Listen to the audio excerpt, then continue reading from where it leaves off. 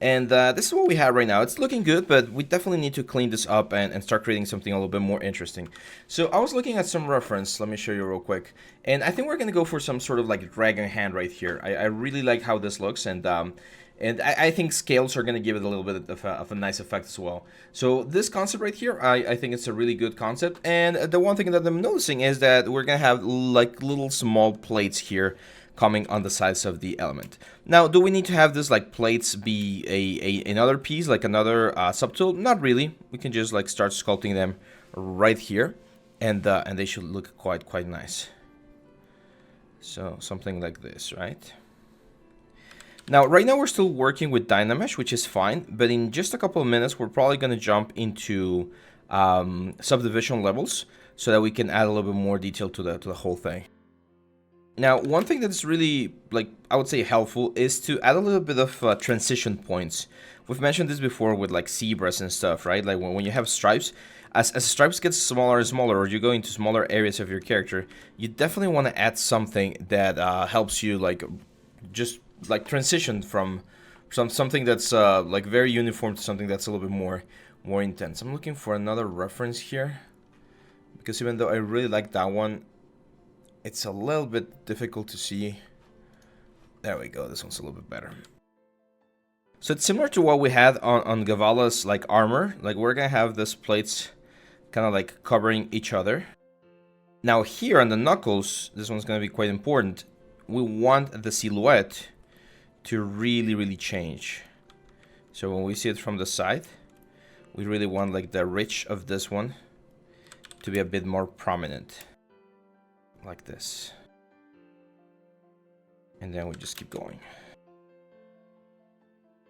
Do one more here.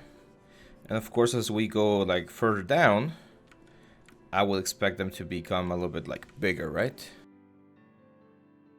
I want to add the ridge there as well. You know, we want the silhouette to really change how this looks. Let's add a little bit more like fatty tissue here.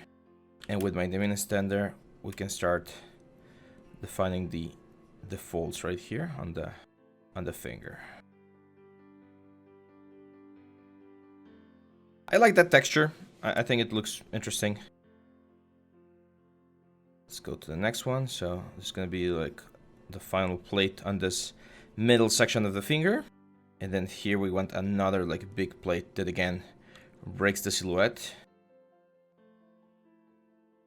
and covers the whole like knuckle.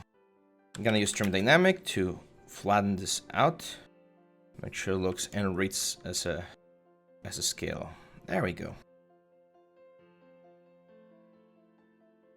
Let's keep pushing here. A little bit of diminish extender. Oh, before I forget. So the folds here on the hands, really important. To give this skin a very nice fleshy look. I'm gonna add this sort of like, again, fatty tissue with this lines. I really like using the clay buildup as a sort of like a sketching brush that allows me to like project the direction of the form flow in my characters. Because once you smooth things out, you're gonna get some nice stripes and nice elements right there that can really push things into a nicer place. Now I'm gonna add a couple more transition points, just so that it doesn't look like an isolated thing, right? In nature, there's rarely like an isolated element. You're usually gonna have this sort of things, like again transitioning from one type of element to another. Now remember, this thing is gonna be big, but it's not gonna be like super big. So again, I can be a little bit more rough with the elements here. I'm gonna do another like a big scale down here. It's gonna be covered by a little bit by the bandage, of course.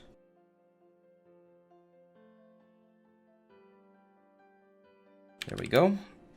Demi and the standard again, and that's it. For these fluffy areas, I do like to add a little bit of volume, and let's recover like the nice little fold right there. Always look at your own like hand and look how things like are shaping up. It's one of the best reference you can have for like wrinkles and everything. So use it. Use your reference. Again, I'm gonna be a little bit more aggressive here on the division of the little scales and stuff, just so we get those nice like crevices, those nice elements. A little bit of trim dynamic to flatten them out, and there we go. That looks really, really nice.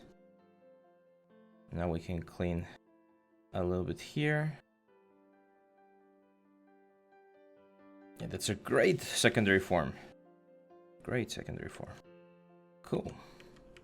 So now we're gonna jump onto the fingers and do the same thing. So we're gonna start with like a big scale, second scale. It's gonna be like the third, the big one. That's the silhouette changing one, because we want to keep the knuckle effect that we had there. So I'm gonna carve in a little bit there to create that sort of effect. Then we're gonna have another one here, another silhouette changing one, trim dynamic again, and we just push like this. There we go. Quick build up here, here.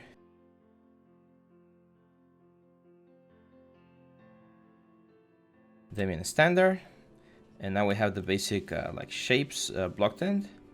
We can start like carving in the actual plates. And as you can see, since we're building this on top of the fingers, like on top of the form, the primary form that we already have, things make sense. They flow nicely into the finger shape. If you try to do this before having your primary form, things might look a little bit too thin or too flimsy or something, and might not be the best result. But in this case, not freaking bad. Of course, we need to add the folds. So we're gonna have one of the folds right here. The other fold right here. The thumb only had 2 folds, of course, but fingers are gonna have multiple, 3. And we can do the same trick that we did with the clay buildup to just add a little bit of like texture to the whole finger, like this. It's gonna give us like this sort of like scaly look as well. And again, they mean a standard to really push the elements right here. Look at that. Looks really, really cool. Again, you gotta see it from the distance that we're usually gonna be like looking at. And yeah, I like how this looks.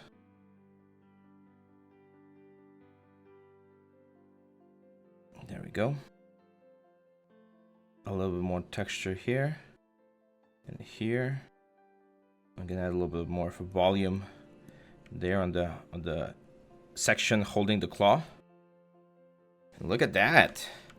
Pretty cool, pretty cool.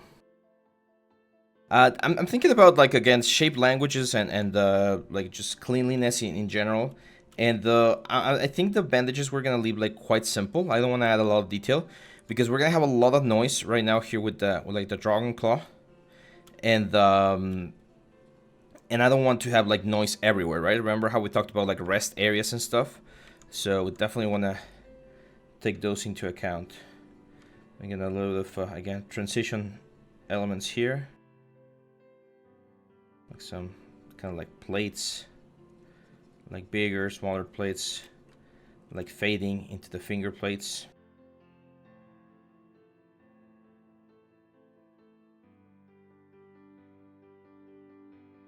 Something like that. There we go. And we'll see it from the side. We're gonna see like those kind of transitions and elements, and all of that's gonna break up the silhouette, break up the forms, and give us a nice visual interest. Cool. So that's finger number 2. Now, since most of these fingers are really similar, technically we could just like cut this one out and duplicate it a couple times. I mean, it's an option.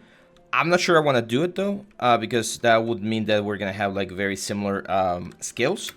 So in this case, even though it might seem like a little bit more time consuming, we are gonna be doing all of the fingers separately. So let's add one plate there, second plate, third, fourth, fifth, sixth. Final one here. Maybe another one here though. It's gonna be covered by the bandage a little bit. Then we in the standard again. And work like this. This is my way of working. I know that there's people that are very like cautious about how they approach like different parts of the sculpture, and they're like really careful. Like they would sculpt the first plate or the first scale in like a really nice way, and then go back to it, and then just keep moving to the next ones. I was taught, and I had learned throughout the years to work in this sort of like fast, sketchy way first, and then polish, because you can move forward faster, of course, because you're a lot looser on your strokes and everything. But I think one of the most important parts with this process, especially in production, not so much for portfolios, but I found this very helpful in production. When you do this and you show it to the client, sometimes what you do is good enough. And I had one teacher that said sometimes good enough is just that, it's just good enough. And that doesn't mean that we can't perfect things, but that it means that sometimes due to time constraints or other types of limiting factors, it could be money, it could be an emergency or something, you just need to finish it. And even though we could make an amazing work and spend like an hour on each scale and make sure it looks amazingly perfect, sometimes it's not necessary. Sometimes if you just do a good enough job, then, well, that's it. It's good enough, and the client is happy, everyone's happy, you get paid, and that's it. So that's why I like to work in this loose fashion, because I can show the client more quickly, like the progress on a piece, and they're like, oh yeah, that's perfect, I love it, we need it right now, like ASAP, so send it our way, like finish it and send it our way. Then, even though I know you could, of course, use more time and polish it even more, that's it, like you're done. Your job's done, you're gonna get paid, and you're gonna be able to move on to the next project and yeah, just like keep on learning, right? So that's why I like to work this way. I'm not saying that's the best way to work. I'm just saying that that's the way that works really well for me. Of course, you are gonna have clients, and I've had clients where they're like, yeah, it looks good, but it's still a little bit rough. I need you to polish it more, and well, you're gonna spend a couple of hours polishing it until it looks amazing. But at least you already have like a good what's the word? Like a good view. Like people are gonna start seeing the work, and they're gonna be like, yeah, I like it. I like the direction that this is going. Because one of the worst things that can happen to you when you're on a job is that you spend too much time on something. Like let's say you invest like 5 hours on this scales, right? And then you show it to the client, and they're like, oh no, sorry, I did not communicate properly. I didn't want a dragon hand. I wanted like a vampire hand, so like an undead, kind of like skinny and skin and blisters and stuff like that. And you're like, damn, seriously? Like I just spent so much time on this, and that's not what the client wanted, because the concept was not clear enough, right? So that's of course two mistakes, by the client for not having like a proper concept, but also for you as an artist for not like asking questions or showing progress or just like clarifying things before moving on with whatever you thought was the way to go. So be very careful with that, and again, show your client progresses. Whenever I am working with a client, I have a policy. I tell them that I'm going to be communicating frequently. I try to communicate at least like every couple of days when it's a big project. And I show them progresses, right? Like, for instance, let's say I'm doing like a commercial for like, I don't know, like a taco stand here in Mexico, right? Like very stereotypical. And the guys want like a character, like a taco character or something. If I'm modeling the character, once I'm finished with the modeling section, before jumping onto the texture, I'll send them a message, say, hey, I'm finished with the modeling. This is how the character looks. He has no color yet, but I need you guys to like imagine and think that it has the colors that you previously approved. what do you think about the model? What do you think about the proportions? What do you think about the like the hands, the feet, the eyes, like everything, right? And if they're like, oh yeah, he looks really good, we like them, it's looking nice, thank you very much. Okay, perfect. And then I'm very clear and I tell them, there is no going back, okay? Like, I'm gonna start texturing, and if you see something that you don't like later on the modeling, we're gonna have to charge you extra to fix it, because it's not easy to fix a model that's already been textured. Same for rigging, same for animation, same for everything. So at the end of each of the like 3D stages, usually, I will tell the client, hey, I'm finished with this stage. What do you think? Do you like how it's going? Some clients don't have like the ability to imagine elements without seeing them finished. That's a little bit, of course, complicated to work with later on. But if they do, they usually are going to be like clear enough to say, yeah, we like that. It's looking okay. And then you just keep moving forward and warn them, of course, hey, if there's a change later on, I'm gonna need a little bit of extra money and extra time, because I had already like bounced this like idea with you. You had previously approved the work, and now you're not happy. Okay, it happens a lot with clients that are in a chain of command. So let's say there's like a Bob, and Bob hires you to do a taco guy, but then his I don't know, his boss, like Adam, he's like he's the one who's gonna be paying. So Bob is really happy with the result, and he approves everything that you show him. But then once the product is completely finished, he shows this to his boss, to Adam, and Adam's like, no, I hate it. The eyes are too far apart, or the head is too big, or this or that or whatever. Well, it's really complicated. Those situations are really complicated because, unfortunately, since he was not the final guy on the production or on the command line, well, that's just like communication errors, right? And unfortunately, a lot of times you're gonna have to do rework, but you should definitely ask for a compensation, because that's extra work. That's not your fault. It's whoever was not communicating on the company or on the client side. That's their own fault. So there we go, guys. I'm gonna stop the video right here. In the next one, we'll continue with the other two fingers. There's not a lot of like new information that I can share right now, but I think it's a good idea to talk a little bit about like the industry. So if you wanna hear a little bit more about that while I'll finish sculpting these fingers, move to the next video. Otherwise, just skip to the video after that one, and we're gonna be working on the details. So yep, hang on tight, and I'll see you back on the next one. Bye bye.